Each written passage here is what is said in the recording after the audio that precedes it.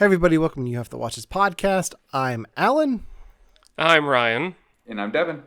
And we are the show that people on the internet have called three white guys on the internet being three white guys on the internet. Nothing more pure than that. So, really, it's welcome. That's a real review. And if I'm going to put that on all of our business cards going forward. We've never been more accurately described. We have not. But it works. It fits. And I think a lot of it has to do with your Numa last week. Oh, of course it does. I took the most, yeah. Which I think was a pretty big hit. So, well, good thing I'm not lined up to potentially dance to something else soon in the future. Yeah, that'd be a shame. That would be a shame. Completely off on a different topic. Let's talk a little bit about the spider bet. Stuff happened, I heard. Stuff has happened. What have you heard? I heard that Daredevil is now confirmed in the movie, which makes one of the two leaked pictures entirely factual, which means it makes the other of the two leaked pictures possibly more factual, which damn it. So he hasn't been confirmed from what I heard for Spider-Man No Way Home, but Charlie Cox has been confirmed to be returning to the MCU as Daredevil. Oh, okay. I thought he was confirmed for No Way Home. I mean, I think it's pretty much confirmed for No Way Home. Sure.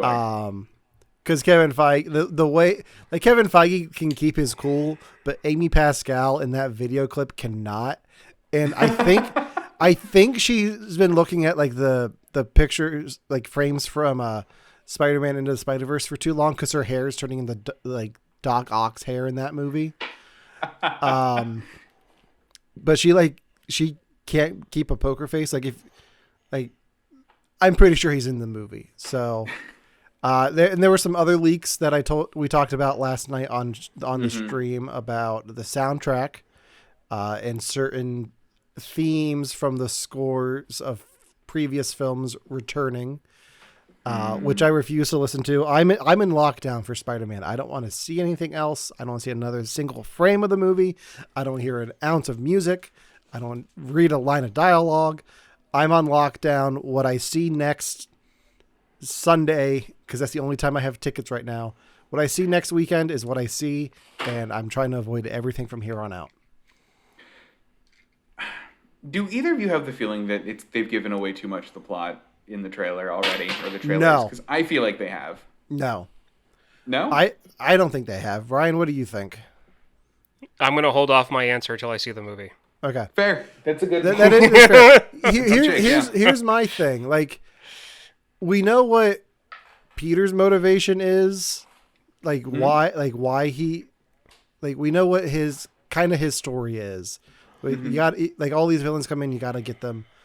We have to send them back. We don't know what the villain's motivation is, and I feel like it's a little bit more than we don't want to go back to our worlds where we die. I don't think that's the whole story. Because if you look at the marketing for Far From Home, like, they didn't really reveal anything about Mysterio's side of the story at all in the marketing. No, that's fair. They just revealed that he was there, and they kept like what his motivation was pretty under wraps, which is good. And I think certain things in this movie are as much of a secret as, oh yeah, Mysterio's the bad guy in Spider-Man Far From Home. What a dumb reveal in that movie, because you knew he was the bad guy, but they're like, here's this superhero from another world. Taylor Swift knew like 10 years ago too. So Taylor Swift? Oh yeah. You're not on that side of the internet, are you? No, what happened? Taylor Swift has a whole song about Jake Gyllenhaal that was just on one of her Taylor version's albums. What was the song? Like, was it like, he's such a great guy, thanks for No, playing God, Mysterio? no. It's a Taylor Swift song. No. What do you think? I don't know. Oh, no. Jake Gyllenhaal, why are you a jerk? So, Ryan, I got a question for you. Because I think Devin and I talked about this a little bit. Have you seen the Spider-Man Across the Spider-Verse Part 1 trailer? No. Okay. I have not. I knew I should have sent that out today. I forgot. I mean, it looks good. So yeah, we're getting. I'm a little bit worried. Like, I'm always so confident with the Spider-Bet stuff. I'm a tad bit worried. Because of that? Because of that. So Uh-huh. it's Spider-Man Across the Spider-Verse Part 1. Mm-hmm. And part of me wonders if Sony's like, you know what, Part 2? We're going to make it live action. Part 2 is the thing Devin said, isn't it? Maybe. That's what I'm thinking. I don't know. That's what I'm thinking. I don't know. I don't think so. I think I'm still confident in the Spider-Man. The only thing that's really shaking me a little bit is like, well, what if this is the Part 2? What if this is what Devin's been talking about? I don't think it is. I think you're still dead wrong. But yeah. At least you're confident that I'm dead wrong. So I have a piece of movie news because I don't think we've seen anything this week. So I wanted to pull up some movie news for you guys. Okay. I have a piece of movie news that actually makes me really upset. So are you guys familiar at all with the Uncharted games / the Uncharted movie that Tom Holland is going to be in? Yes. I know the movie. Haven't played the games. You know the movie. In Alan, are you basically the same way? I think I have the games on my PlayStation. Like I bought them when they were free from PlayStation Plus, but I haven't played them. So they are some of my favorite games. I think that they capture the whole like Indiana Jones thing better than anything recently. And I just really enjoy that franchise a lot.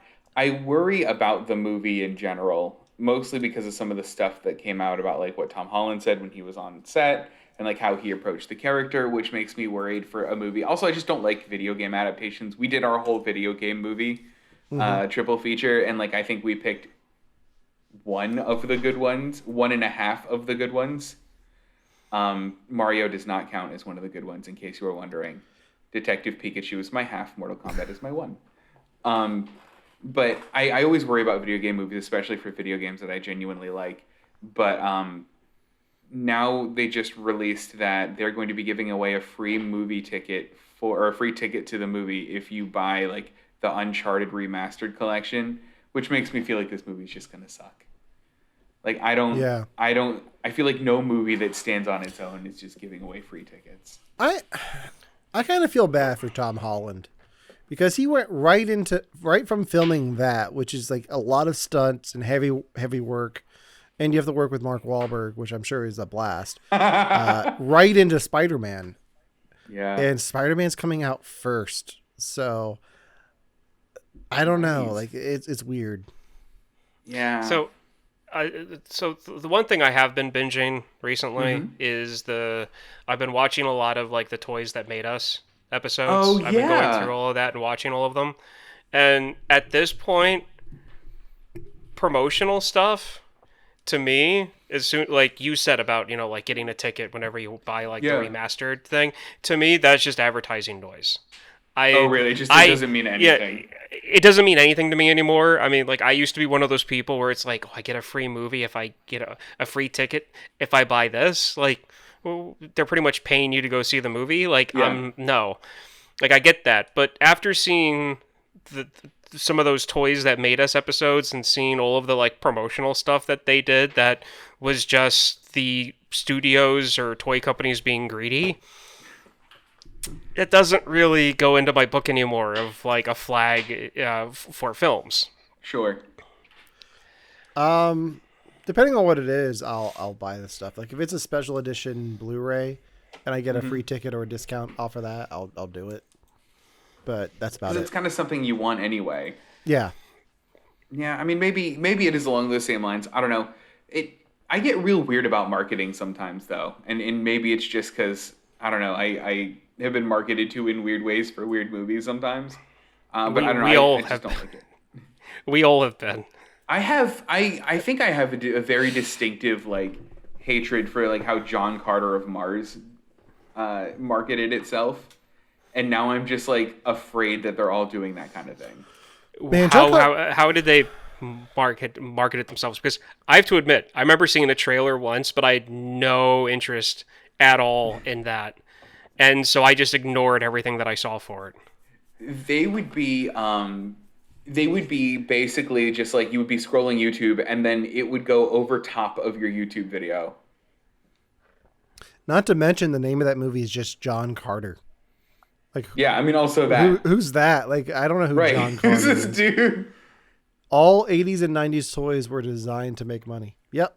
Yeah. Especially after yeah, and you have George Lucas to thank for that, because he made such bank off of Star Wars, because he sold his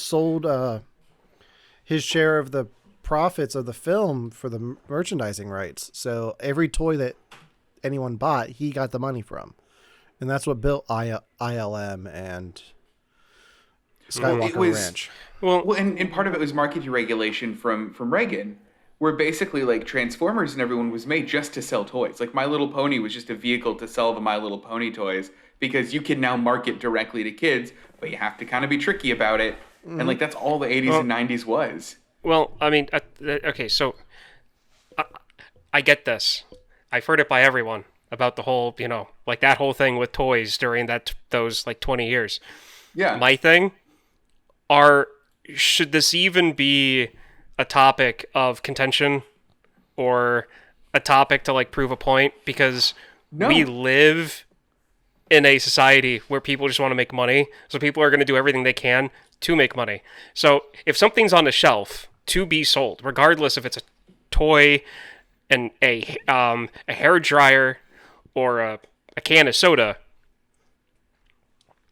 it's people only do that to make money. Yeah. Well, I think the point of contention is marketing to kids. I think that's the deal, because like like the content of the shows weren't the best. Like they weren't the most thought provoking. Like you were never gonna like change the world after watching an episode of like Transformers or He-Man, and like you were gonna learn moral lessons. But I went out and bought a Transformers like everything, because I loved the concept of it. Tell that to Transformers and Kevin Smith. Transformers. Fair. Transformers working as a team. Okay. G.I. Joe, the more you know, knowing the topics that you're dealing with. Okay. You had that. The Turtles, and they were there for the environment. You need to make sure you don't litter or else you're going to hurt 4 innocent turtles. Exactly. All of these cartoons were pointless, yes, but they all had to have some type of driving message, as what Devin said when it came to the regulations of stuff. And they did actually teach kids stuff because they were watching. It wasn't all pointless. Yeah, in my entire life, I always took my scissors and I cut those 6-pack soda things, those plastic rings. I always cut those. Do you want to know why I always cut those? The marketing on kids' cartoons. Turtles, G.I. Joes. Yeah. I've always done that. I've always done that. So then I have a funny question that I don't even know the answer to for me. What's the best example of like good content and good like product? Like the best like direct product tie-in that you can possibly think of, where you're sitting there, you're like, they're just making this for the toys, or they're just making this to sell the other thing, but dang it, I'm into it. Because I think my favorite is going to have to be Turtles. Because, like, I went deep. Like, I got real into Turtles. And my straight answer is Turtles. Yeah. I was a Ninja Turtle kid. But my conspiracy theory answer is Home Improvement with Tim Allen. Hold on, what? Yeah, Home Improvement for Tim Allen was just a show derived at men to buy more tools. That's it. Home Depot and Lowe's would not be where they are, or Tractor Supply, or any other O'Reilly Auto Parts. They wouldn't be anywhere if it wasn't for Home Improvement. Has anyone ever done the cultural significance of Home Improvement? They should. I'm telling you, there's a huge cultural impact from that show. It doesn't even have to be they. It could be us. We can do a Home Improvement special where we talk about it and its cultural significance. We should do a Patreon podcast where we just rewatch Home Improvement and see.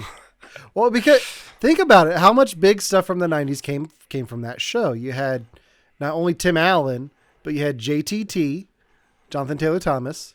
Oh, right, JTT. Plus, that's where Pamela Anderson got her start. It is. I forgot about her. It's also where I got into But for cars. me, Heidi all day. Like Heidi is my tool girl. Heidi over Pamela Anderson, really? Yep. Oh, all right. We'll have to throw it on later. I get it. We'll all wear flannel shirts and be like Al Borland. I think we all own flannel shirts. And you know what? I really think that's why millennials are so hard up on beards. Do you really? Yeah.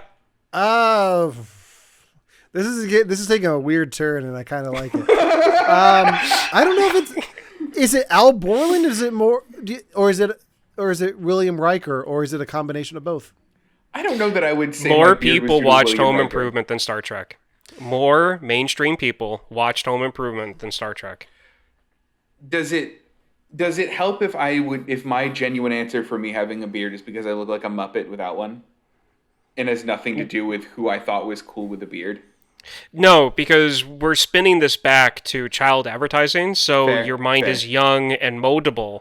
So when you see a generally good character on TV that has a beard that's always there for his friend, you're going to want to identify with that, and I really think that's why so many kind-hearted guys have beards nowadays. I'm trying to be nice to you, too, and I'm not getting a thank you. So, No. I love real it, pleasant. and thank you. I was looking up best characters with beards, and I think my big one was Yukon Cornelius from Rudolph.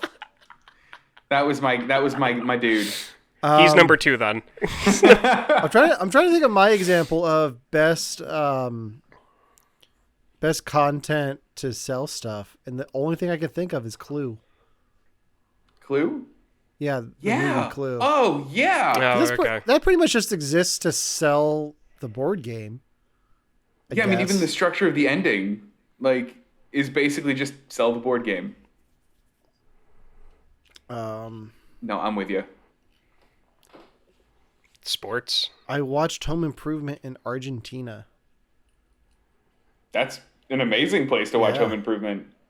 I'm telling you, Home Improvement is culturally more significant than people think.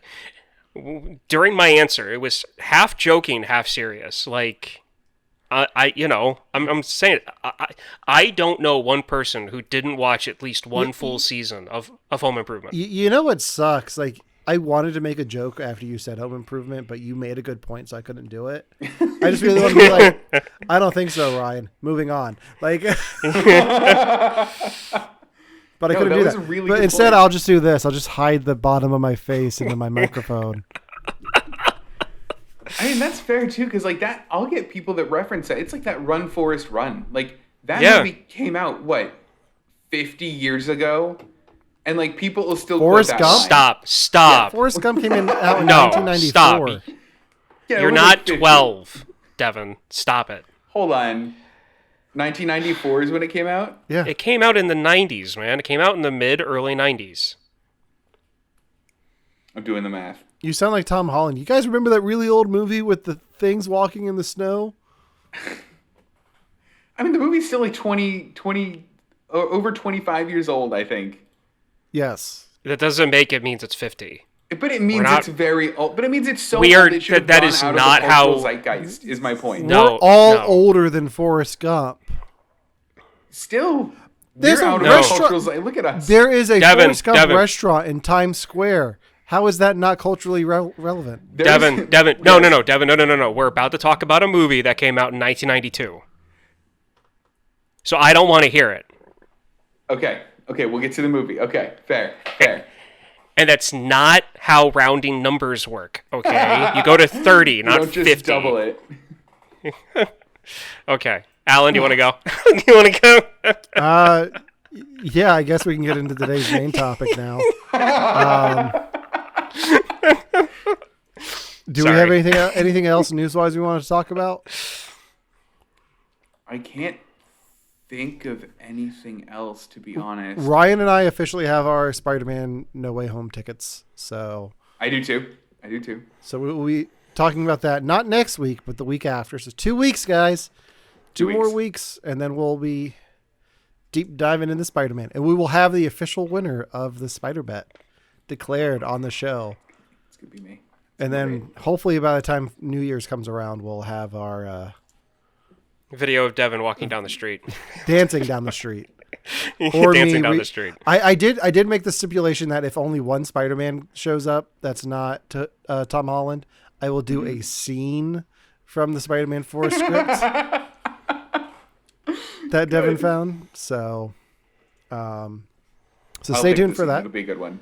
But today our main topic is Ryan's pick for the week, which is the 1992 film Cubed.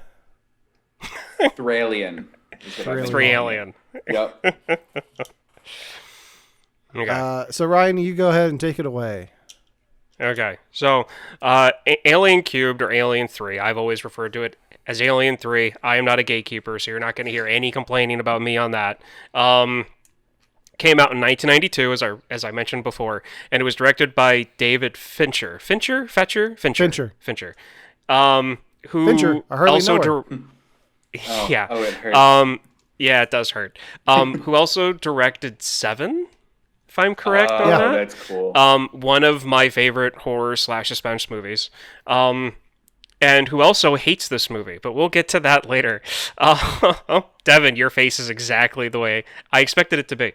Yeah.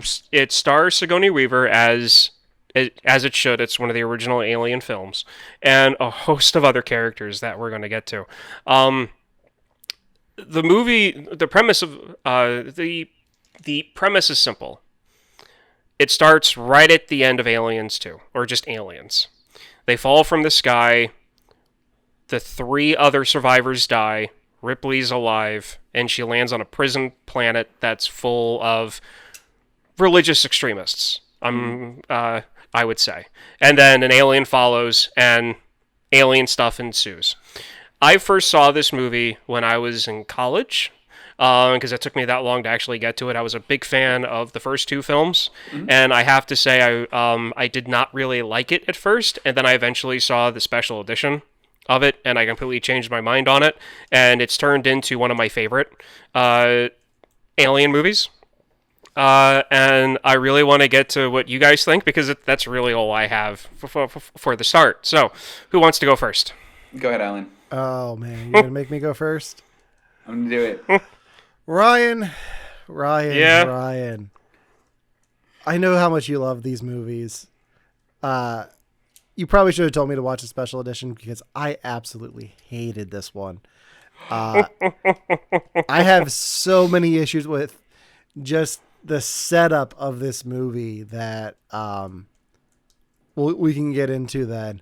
And I understand. Yeah. I understand why David Fincher doesn't like this movie, having read up on it, because I did some homework outside of the movie for this, which we can talk about then. But yeah, I could not get into this. Wow. There's a twist in here that I saw coming a mile away. And I just I had a really hard time getting invested in these characters. So. Okay. Devin?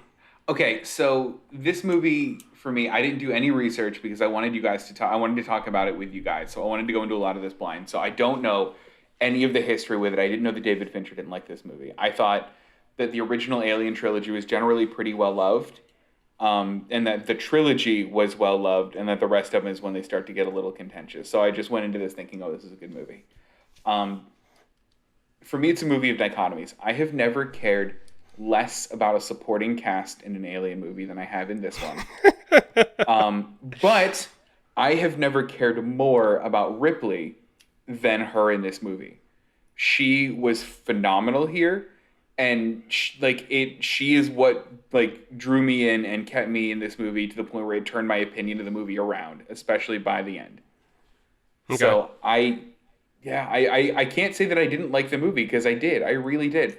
I think that there is some confusing visual effects in it, and there's some, and maybe I'm just wrong, and we can talk about that. Interesting camera work that made some scenes confusing for me. Okay, but. I liked the plot. I like what they did with Ripley a lot, and I like where she was, from where she started, I think. Okay. So before we get into this, I'm going to say that I completely forgot about the whole special edition theatrical version thing when I was talking to you guys, or else I would have had you watch the special edition one. I didn't realize that till this morning. What are the differences, when I put if you in don't mind me asking? About 40 minutes. Holy cow. Oh, God. There's the original cut. Well, maybe not 40, more like 30. The theatrical version, I think, is 114 minutes. And the special edition is like 144. Okay. So I want to explain some things that are different between the two. A few of them real simply, and then we'll get into the problems, because there are a lot of problems with the theatrical version. It's basically a summarized crap piece that the studio forced the director and editor to actually put out Ew. in theaters, and that's what happened. So, one, the scene where they start talking about, rumor control, Yeah. and they start talking about Ripley. That happens in the theatrical version like 5 minutes in. Yeah. If that. It's real quick. Yeah. It's like 15 minutes in the special edition. Okay. They actually find Ripley on her own. The prisoners go out. They find everyone else. There is no dog involved in it. Those were scenes cut in after they were done filming. Instead of a dog, it's a bull. And that accounts for the size difference of the xenomorph throughout the film. In some scenes, he's like 8 feet tall. Yeah. And in okay. others, he's the size of like a lab. So wait, That's why. originally it was supposed to be a bull. It was a bull. So an ox. Okay. In these in the director's cut, in the special edition version of this, instead of a crane lifting the escape pod into like the trash yard, it washes up on the beach, and the prisoners bring down their ox that they have on the planet to do like help with manual labor, and they use I think like 6 or 7 oxes to pull the thing off the beach, and they bring one of them in because one of them falls over dead, and so they drag it in, and when that one guy is going through his speech, and they show the dog, like the chest burster bursting out of the dog, it's not bursting out of a dog, it's bursting out of a dead ox that's hanging by its feet in the meat locker. Oh, weird. I like And that though. and it's not CGI, there's a puppet that crawls away, not the really crappy CGI that's in this. I like that because I think it didn't set a good tone, that like crane scene. Like I didn't like that at all. It like took me a while to understand that there were humans on top of it because it like didn't look good. Yeah. So there's that. The second thing is, in the special edition, they do a lot more with the prisoners. Okay. They do a lot of more one-on-one life as it is conversation. Like before Ripley comes into the cafeteria, before she does her like shaved head, like showing herself to everyone. Yeah. The leader, the pastor, goes over to 2 guys who are talking and pretty much calls them out for talking crap on another prisoner, and pretty much sets them right, and that they have to go do what they're supposed to do with that prisoner that they don't like, and then she comes in. I think that would have helped because I feel like you really connected with the Marines in Alien 2. Like you really did. Because you saw them do Marine things with each other. Yeah. You see the prisoners do prison things in this. Okay, so I there's think that. that was it. Because you definitely could tell the movie wanted you to really care about these characters. Oh, yeah. Just like, I could not. And then the third thing and last thing that I'll go over. And then if we hit other stuff, I'll bring it up then. Remember when everything blows up and they failed to trap the alien? Yeah. Yeah, no. In the special edition, they trap the alien. Oh. Because everything blows up too soon, like it does. Okay? And they're trying to run away from it, and then the alien appears because everybody got separated. They all get back together, except one guy is separated between the group and himself by the xenomorph that crawls out of the air shaft. Yeah. And he makes the split-second decision to save everyone, and he runs into that room, making the xenomorph chase him, and then somebody runs up behind and closes the door. And then you hear, and they stand there for about 15 seconds while you hear the guy being eaten alive behind the door. And then that crazy guy that had his face covered in blood, who they chained to the bed, Yeah, he talks. He gets one of the other prisoners to set him free, and he goes down and kills the guard. In fact, when they're doing the body pickup, and the priest goes over and goes, "Oh no, they got him too," or whatever. That line is dubbed, and he actually goes up and says, "Oh no." Like he's dead too, because that crazy guy slit his throat and let the alien back open because he thought it was a demon there to save him. Oh. And then let the xenomorph back out. Yeah, it's more interesting than what we got. I'll give you that. So it's different. This is on me. Yeah. This is on me. I totally forgot to mention this whole thing, and I didn't realize that until I started watching it honestly, on my Blu-ray player, and it came up. So. Everything you just described sounds interesting, but having watched this one, I don't know if I ever want to watch the special edition. So what was so like egregiously bad about this one that you're just like, I don't want to give that one another chance? So, like, what didn't you like? I think my biggest problem with it is the fact that everyone we come to know in the previous film is killed off screen. And we're just like, okay, we want to tell a story with Ripley, but we have all this. It's kind of like when Robert Zemeckis put Marty's girlfriend in the car and Back to the end of Back to the Future. Then they go to do Back to the Future later. Like, oh well, now we have Jennifer here. What are we going to do with Jennifer? Oh, let's just drop her off and ignore her the whole time. Except for in this, they kill the kid. They did. I understand that the story of Ellen Ripley is one where she just gets shit on all the time, but you get so invested in those characters from Aliens that when you come in and get these new characters, it's like, okay, but you're all just going to die anyway. So why should I put the investment into getting to know who you are, Sir Lannister? Tywin Lannister. It set the mood. It takes everything that happens in Aliens, like all those relationships, and just throws them to the side.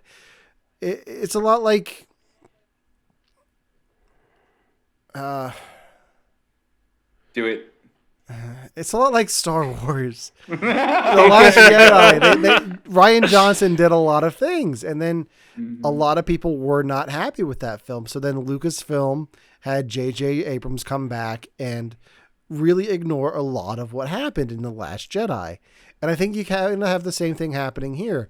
And I don't think that's all David Fincher's fault. I think a lot of that has... No, it's not. Like the fact that they find Ripley and the others separate in the special edition, I think is the most intriguing thing to me. Because in this is like, oh yeah, these ones are dead, but wait, we've got a live one.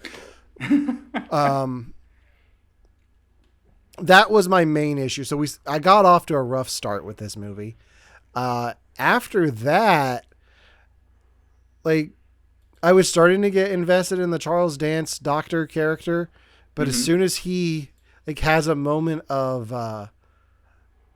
has like a good kind of semi-romantic moment with Ripley where he's vulnerable and confesses to her like his true story, then he dies, and I'm like, oh well, why do I care? Why do I care about anyone you're putting on screen except for Ripley?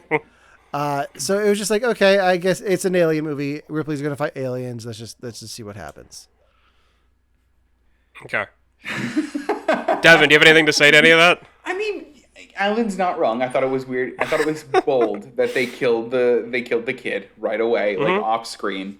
I kind of liked that they brought back Milk Robot for half a scene. That was always nice because I was like, oh look, he's not really dead, but kinda, and that was cool.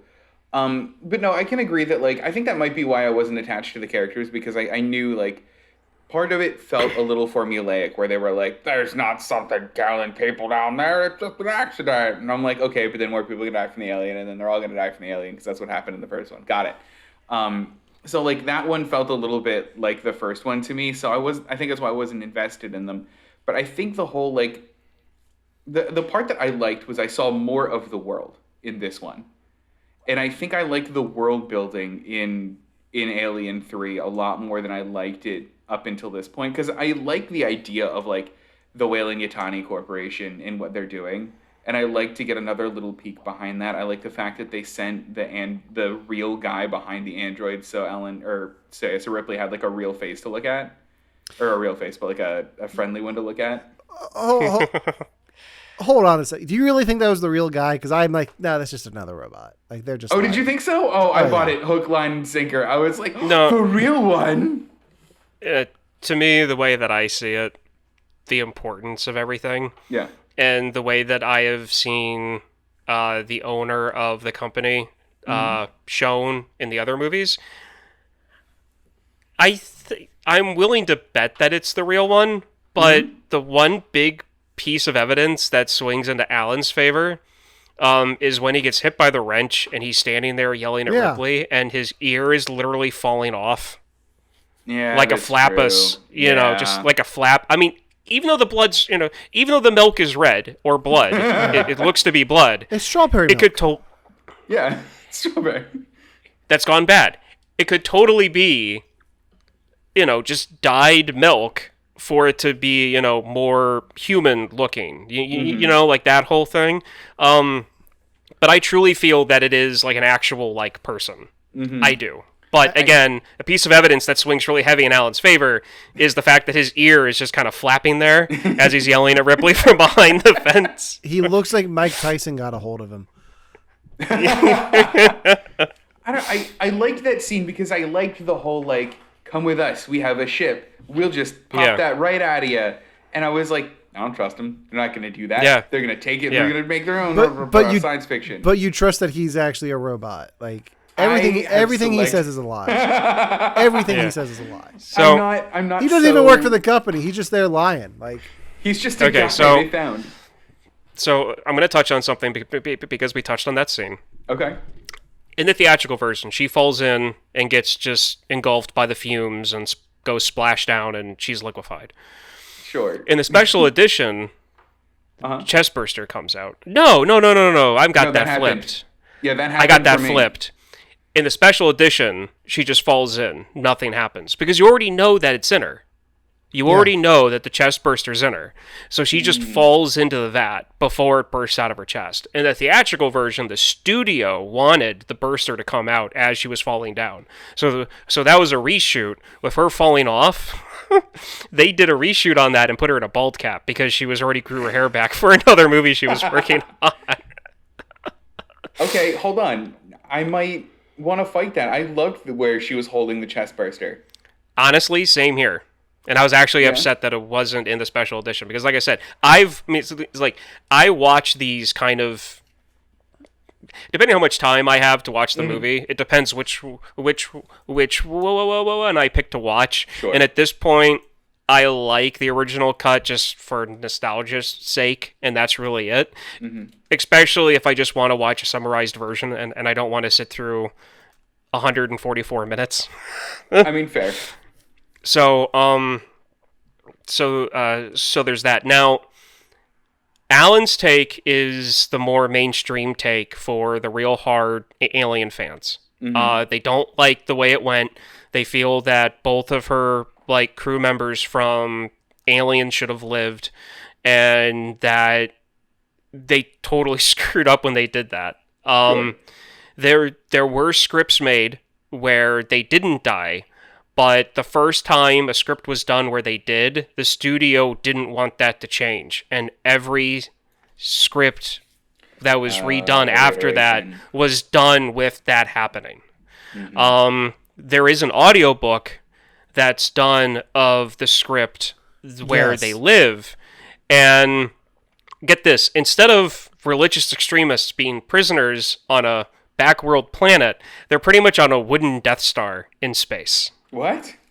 So I actually listened to the audio play. It's not an audio book. It's a 2.5 hour audio play. That's the homework I did after the movie. I was like, okay. Holy cow. I want to know what this is. They bring back Michael Biehn and the actor who played Bishop. So they're both in it. So they show who the Marines are at war with in this universe, which is the UPP, United Planetary something. So like they live, but Ripley's in a coma the whole time. It's weird. It's weird that way. Like it kind of flips the script. So I don't know if they like just didn't get Sigourney Weaver back for the whole movie, but she's just in a coma the whole time. But the way the aliens show up this time is through DNA splicing, kind of. Like people start transforming into human alien hybrids. Ew. Yeah. Yeah. So it's like a contagion. So like certain people are infected and others aren't. Newt lives. They send her off before shit goes south. So she's safe the whole time. I really enjoyed it. It's definitely different from Alien 3, but also like it does have that kind of the same elements, like somebody who stands for different ideals than what Michael Bihn's character stands for, and like these two warring factions between the company and this like peaceful commune of planets. I enjoyed it. I think it's worth listening to. You know, the one thing I do like about it that I think I was missing from this is it didn't give us more information about the aliens, this movie.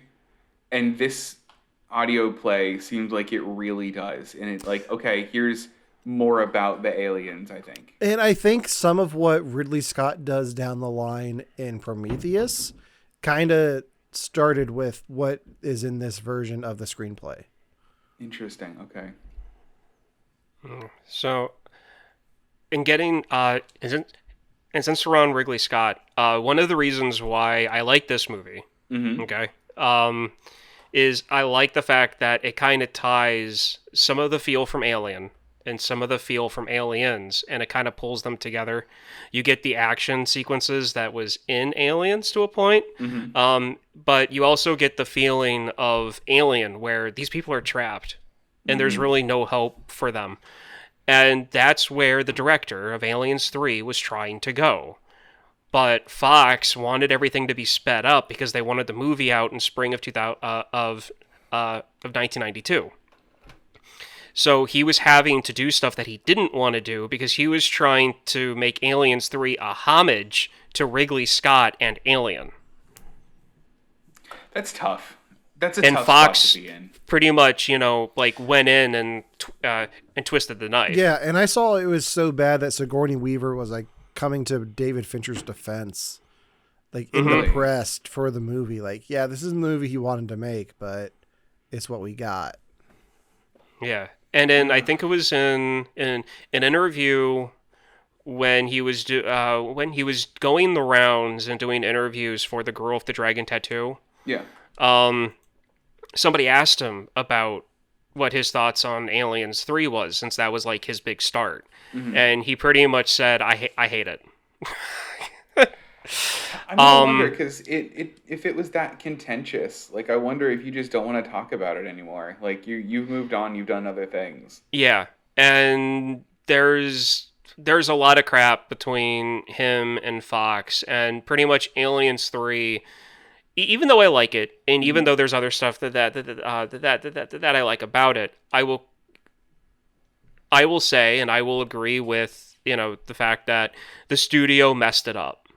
If it wasn't for the studio sticking their nose in it or wanting to rush things, Aliens 3 might have been just as popular as Alien or Aliens. It's interesting. Depending on the script. I mean, sure.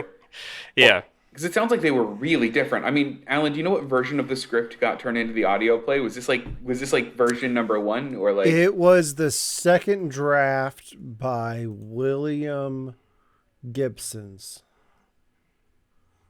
And so I think there were four others before then. Yeah, he did a few. So the first version that he did was popular on the internet. Like it leaked in the early days of the internet. So a lot of people went to that, be like, well, we could have had this as an Alien movie. and then he did the second draft of that, I guess because they cleaned it up a bit, was turned into not only the audio play but also Dark Horse Comics did a graphic novel of it as well. Oh, they that's did a cool. 5-issue comic run of it, which if I can find is going to be Ryan's Christmas present. But I can't find it. I can only find it for like $100, and I'm like, Ryan, I love you, but I don't love you that much. Yeah, no. I wouldn't want you to spend that much. But because this film can be contentious, and people kind of look at me sideways whenever they say, like, this is your favorite one. I'm like, yeah, personally it is. Why? And I'm expecting to be, like, pummeled. Because of the special edition, I like the prisoners. I like the idea of her getting stuck again. Yeah, it sucks that Hicks and Newt got killed, but at the same time, I don't really feel like the alien storyline is one that should be happy. Like, it should always be a fight for survival and always be depressing, but that's me. That's a personal preference on what I like. So I think I would have less of a problem there's with it if it didn't serve just the purpose of, okay, we need to move her story along so she has to be sad about these people dying. Like, it doesn't really serve the plot at all. Like, it doesn't really do any, like, you could have them, like, have her ejected by accident in space and have her crash land on this planet, and the movie would be completely the same. Yeah, I mean, that's fair. You don't have to kill them. Like, their deaths don't serve anything, don't serve a purpose. And I think that's what bugs me the most. So. Okay, so you would definitely hate me as a suit, because if anybody came to me about, hey, look, we've got this script, we've got this storyline, it's very promising, but we don't know what to do with either these people or this one character. Do I know what my advice would be? Just kill him. Kill him. Kill him off screen. The one defense I think I will give for for Newt dying, or at least, I'm going to say dying, or at least being dead in the one part, was that autopsy scene was a little bit tense for me. Like, that actually held a lot of my attention. Maybe the fact that it was shot weirdly, and like you kept having like blood just like onto like the doctor, and I was like, "Ooh, it's coming from Newt!" Like, and like that was gross to me. But like, the fact that Ripley was like, "Okay, I hate this, but this needs to happen because I'm now very paranoid that there's an alien in her." Like, I don't know, for some reason that was a good character moment for me. And that could have happened with anyone, though. Like, that, I guess it could have been anyone on the table.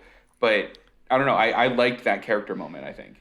Well, that and seeing the girl's eyes for, like, the split second when they uncover the body, because they do that in both of them. That's kind of jarring. The one thing that I will say is that anyone who's seen enough suspense in, like, sci-fi movies knows that the aliens and Ripley, when they show you the MRI scan during the opening credits, you know that's Ripley. Was that what you saw coming a mile away, Alan?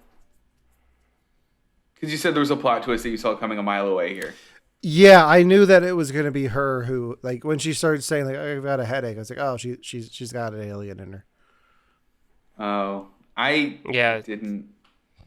See, for me, it was when they were showing the MRI scans, because like I was in college, I'd seen a ton of sci-fi and like suspense by that point, and when they did the opening credits and they showed the face hugger on like the MRI scan, I was like, that's got to be Ripley, just because of size comparison to how big a face hugger is to how small a child's head is, and how that would actually look.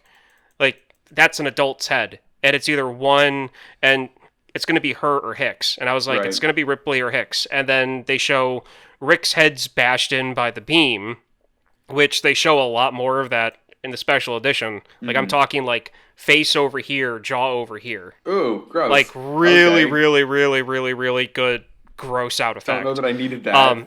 Yeah. And it was like, okay, it's going to be her.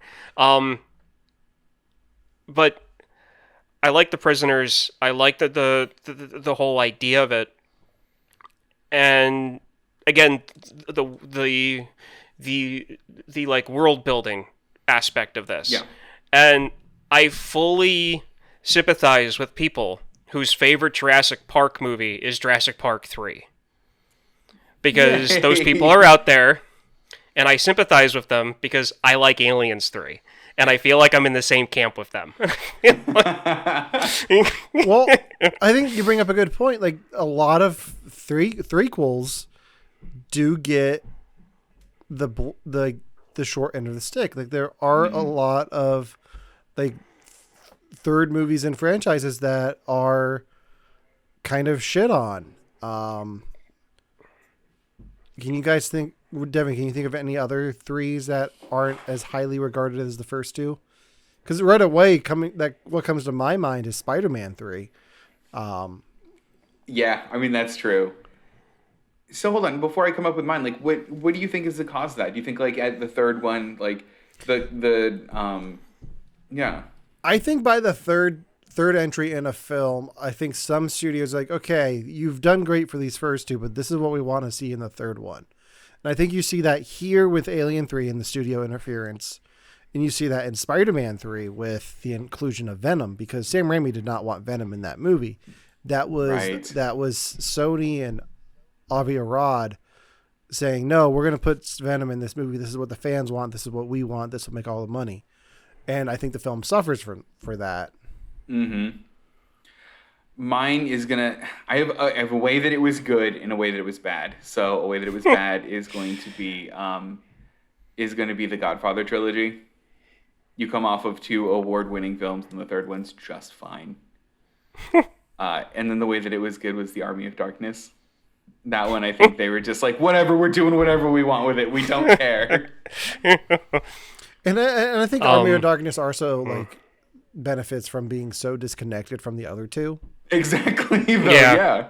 And I have not seen either of the films that you just mentioned. So. Wait, you haven't seen the third Godfather? What Godfathers have you seen?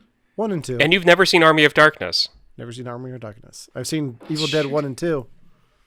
Ah. Well, shoot. Okay. I can't really think of one at the. Beethoven 3. You didn't want to pull Dark Knight trilogy, even though Alan and I were the third one? I wasn't, because honestly, all I have is that one scene from one of the X-Men classic movies where the teenagers are walking away from the movie theater, and the one character goes, the third one's always horrible, and they're walking out of Return of the Jedi.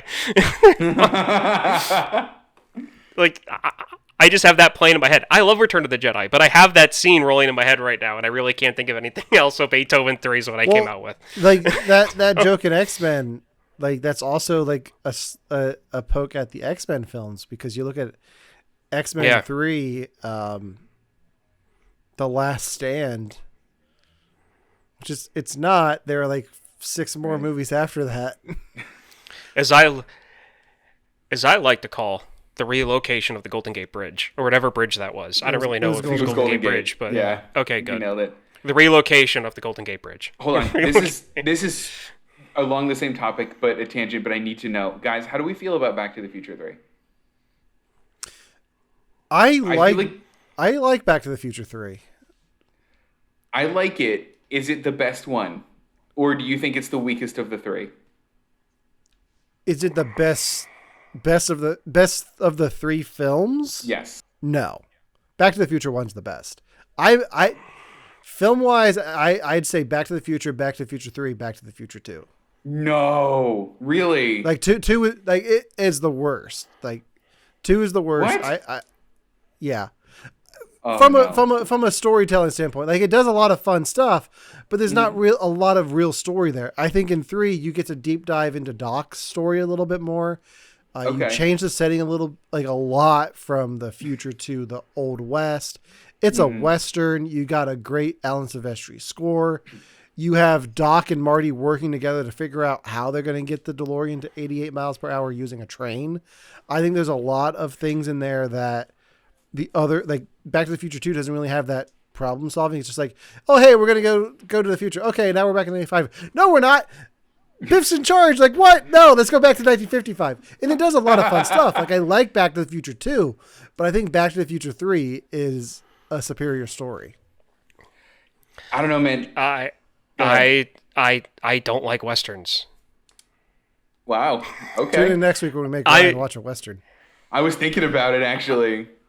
Okay, so Back to the Future 3 is a prime example for me personally, as it had promise, but they set it in the whole Western American theme.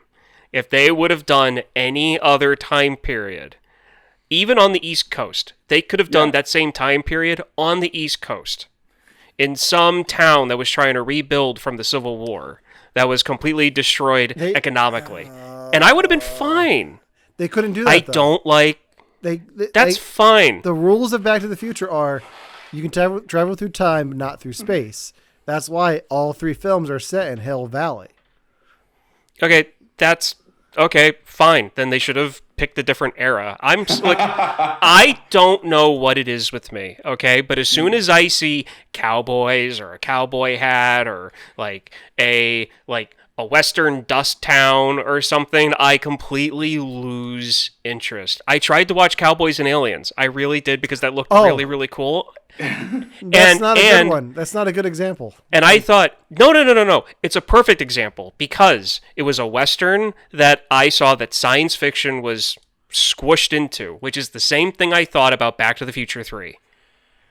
I was like, oh, cool. Okay, fine. They're going to be doing sci-fi stuff, but it's going to be a Western. Maybe this is enough sci-fi to me to overlook the whole cowboyness of it, and it wasn't. I couldn't do it. Wow, okay. So you just completely changed my pick for next week. Oh, man. Wow. Okay, I want to try to change your mind, because I think there are some good stories in Westerns. Like, I think that not every Western is a good story. I think that some Westerns are great stories. And I know, because I've seen movies that are Westerns that have really good stories, but I would have been more interested if that story took place in a different era. Like I said, oh, look, I've got my rope, I've got my cowboy hat, I'm on a horse. I don't care. I feel bad that I have to ask this, but Ryan, what is your take on Will Smith's Wild Wild West? I actually really like Wild Wild West. Of course you because do. It's Will Smith. Of course you do. I'm not surprised. Here's why. And it's the same reason why I like Blazing Saddles. It makes fun of the genre, because I hate the genre. So anything that makes fun of it, I'm all for.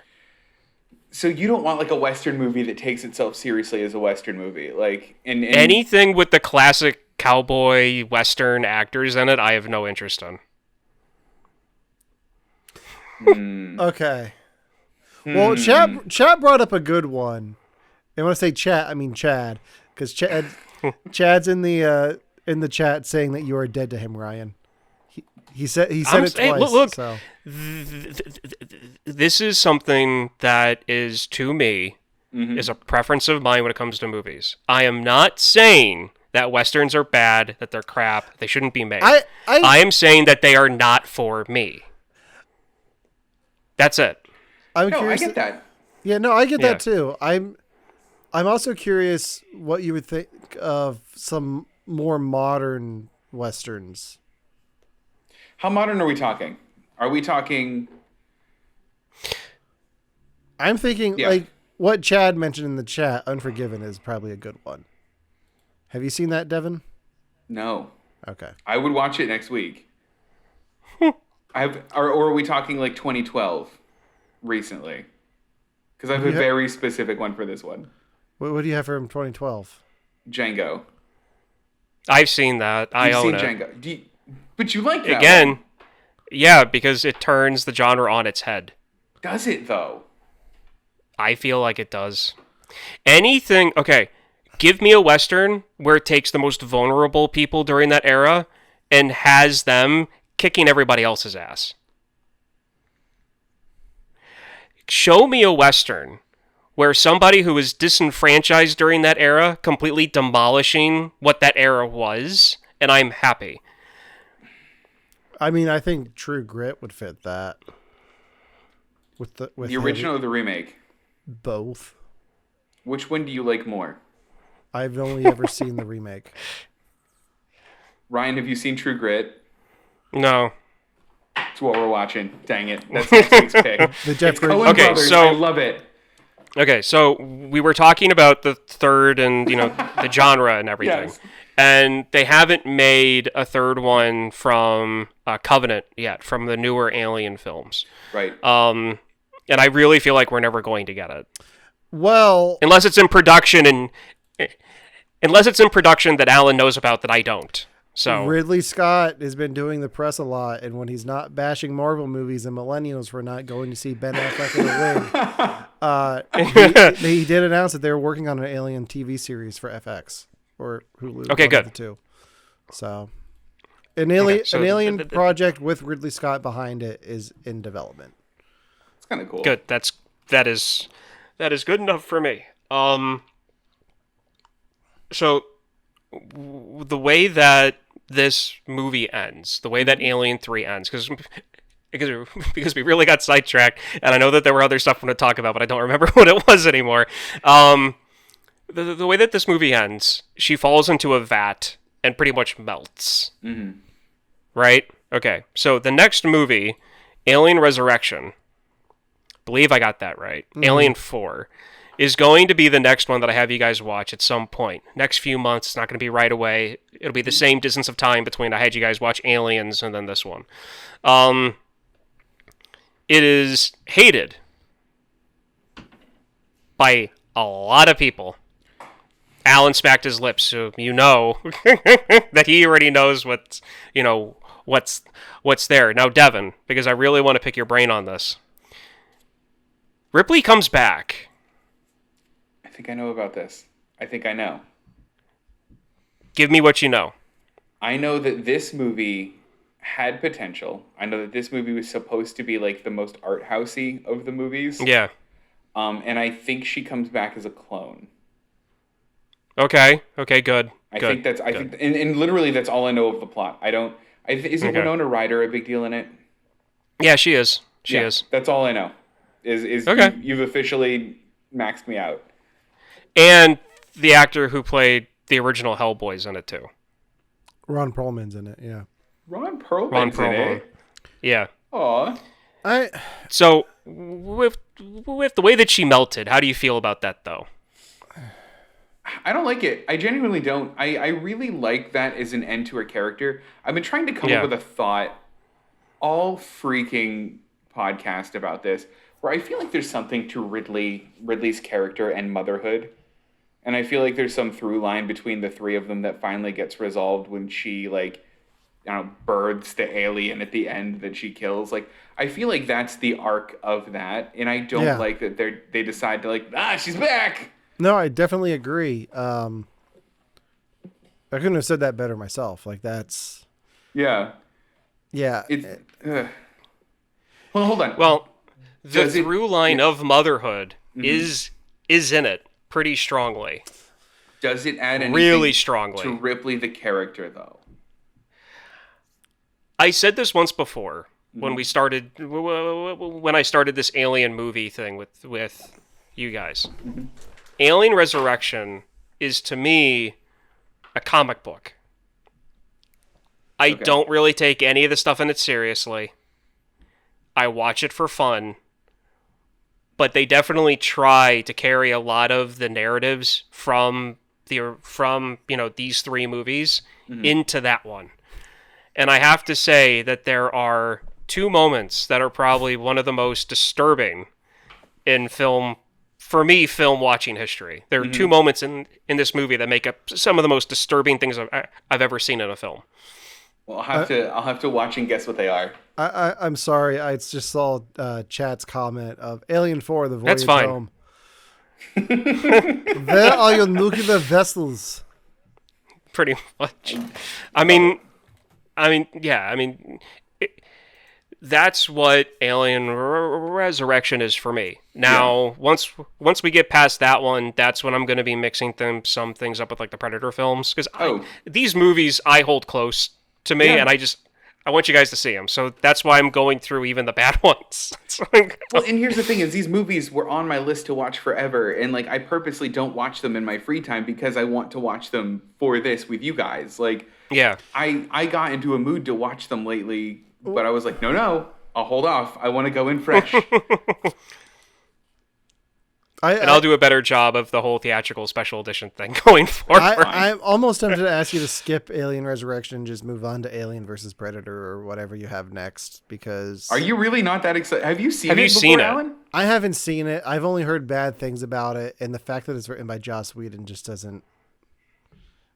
Just you're not excited about? I'm not excited. I'll watch it. If that's what's next, I'll watch it.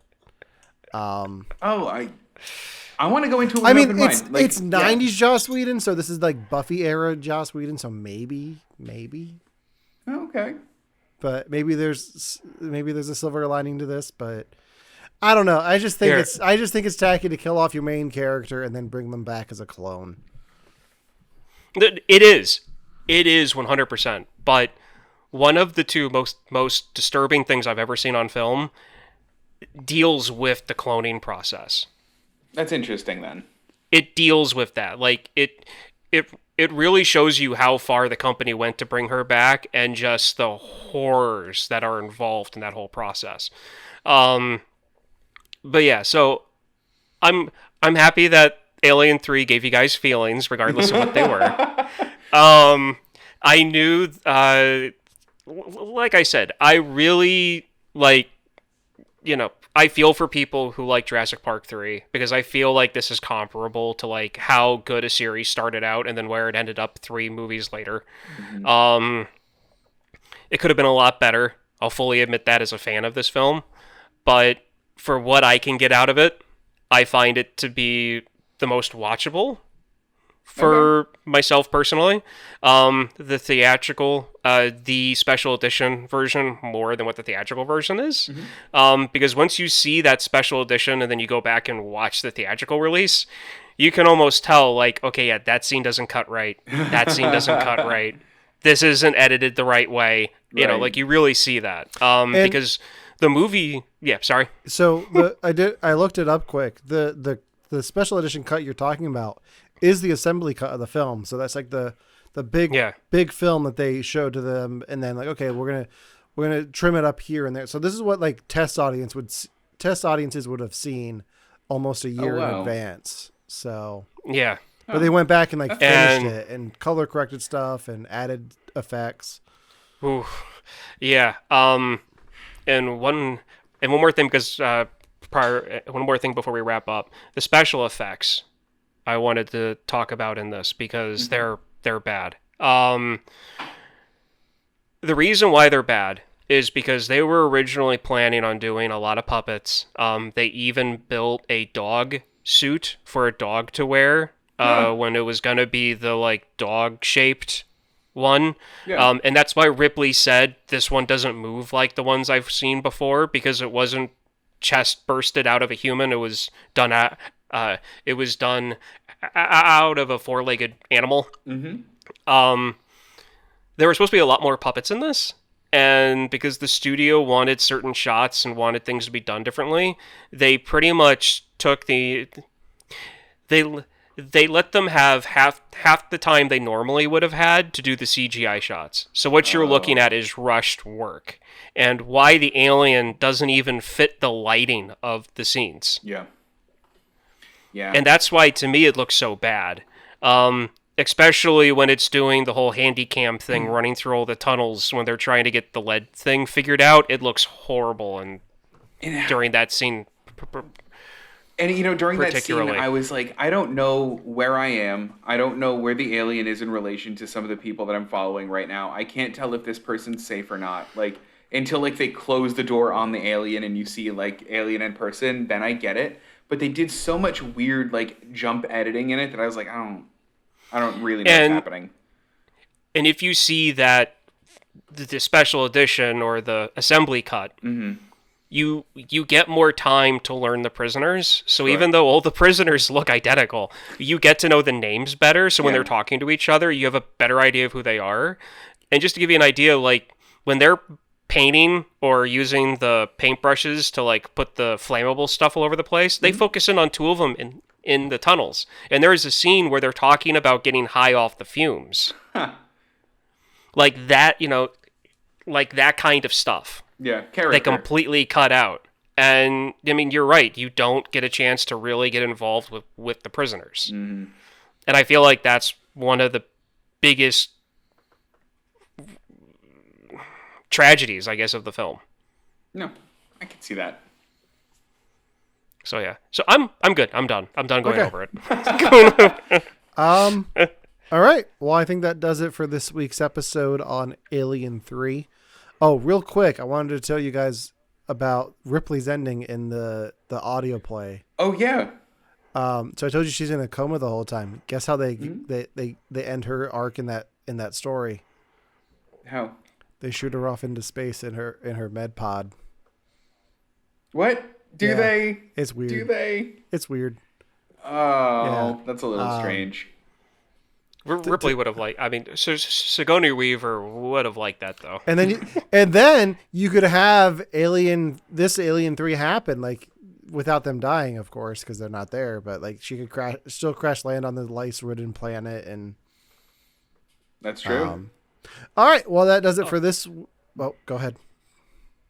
I was gonna say that they also show the lice that they keep on talking about in the movie in the special edition cut. The lice is everywhere, Good. Wow. Gross. and but they show good. it. Yeah. Okay, that's it. They show it a bit in the theatrical cut too, like in the pipes and stuff. Yeah, but I'll put it to you this way: the bowl, the ox that they drag into I the don't meat need to locker see is covered in You've done lice. such a It's bad job covered of in selling lice. me on this special edition. That's the nail in Hey, the look. coffin. I'm not watching that.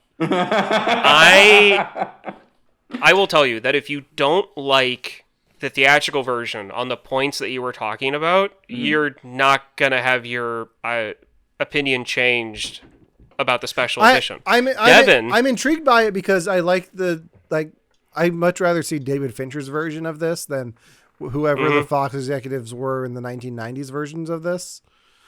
Yeah. Like you just know somebody in Nakatomi Plaza was like, okay, this is good, but it could be better. Let's make it a dog instead of an ox. Right. Yeah. Right? And then, yeah, pretty much. And then Devin, Yeah. I feel like my explaining the changes would get you interested Probably. to actually watch a special edition because your points was the lack of development on the side characters. And The that's what it special sounds like edition they does do. that. Well, that's what Yeah, I the wanted. I special wanted to edition care about does that. any of them. Yeah. I mean, you also, there's only one thing about the theatrical cut that's kind of weird, though, because you never see a dog, and then the one guy's like, Spike, is that you? And you're like, who's Spike? Why is he saying Spike?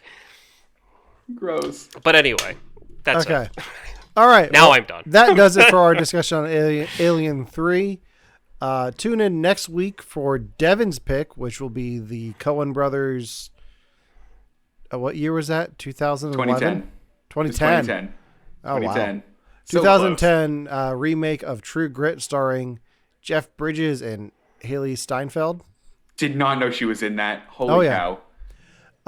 And then tune in the following week for our Christmas special, where we will have each other watch a Christmas-themed episode of television. I think all three of us have our picks already? Devin? Yeah. Mm-hmm. Devin, I know you Yep. were on the fence yesterday. No, I got it. Okay. Got it. But in addition to our Christmas special, that'll also be our episode where we review Spider-Man No Way Home and find out who is the winner of the Spider Bet. Yeah, it'll be me. So, and I think I have an idea for something else we can do in there that's not Spider-Man related. So Okay. I'm going to talk to you guys about that right after we end this. So don't let me forget. But until next time, you can, if you're watching us on Twitch, go ahead and hit that follow button. If you're watching us here on YouTube, hit that subscribe button to catch up on all previous episodes and special bonus content that we upload from time to time. You can also listen to You Have to Watch This podcast on all major podcasting platforms. Follow us on Facebook and Instagram. And until next time, for You Have to Watch This podcast, I'm Alan. I'm Ryan. And I'm Devin. And we'll see you next week.